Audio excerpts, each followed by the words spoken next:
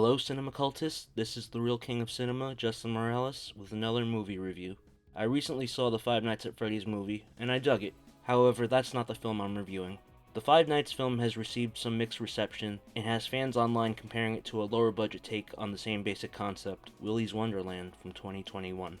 This film stars Nicolas Cage as a mute drifter who is hired to clean up an abandoned Chuck E. Cheese-esque family entertainment restaurant overnight in order to pay off a car repair bill. However, he is locked in to be offered as a sacrifice to the restaurant's possessed animatronic performers, led by Willy the Weasel.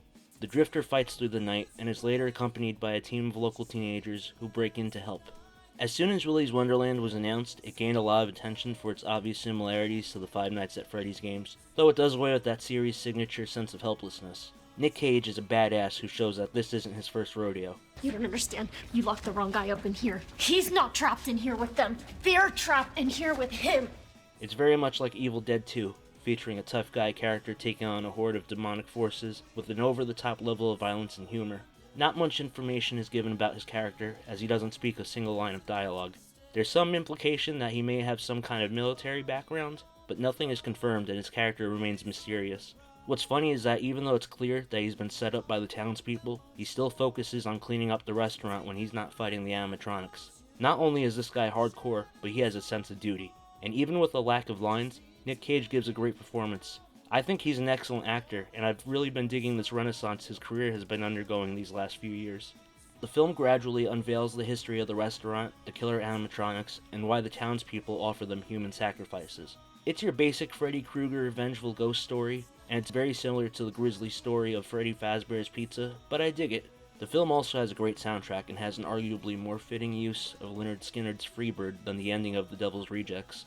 If I had to nitpick, however, I'd say the cinematography can be a bit rough at times. The stylized colored lighting is cool, but the whole movie has a scrubbed, textureless look to it, and contrast often appears washed out. This highlights the pitfalls that footage from digital cinema cameras can have when not treated properly to look more filmic.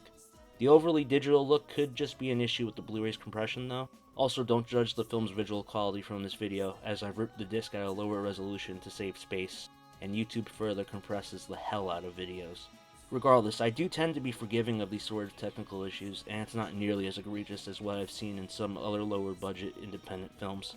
Overall, Willy's Wonderland was a pleasant surprise, and I've gotta say, I think it was even better than the Five Nights at Freddy's movie. It has the hard R-rated craziness that I think a lot of audiences were hoping would be in the Five Nights film. It's definitely one of the better horror films that have come out in recent years. There's also been a spin-off comic book series and rumors about a sequel, so we could be seeing the next great horror franchise in the making. And remember, friends, the party never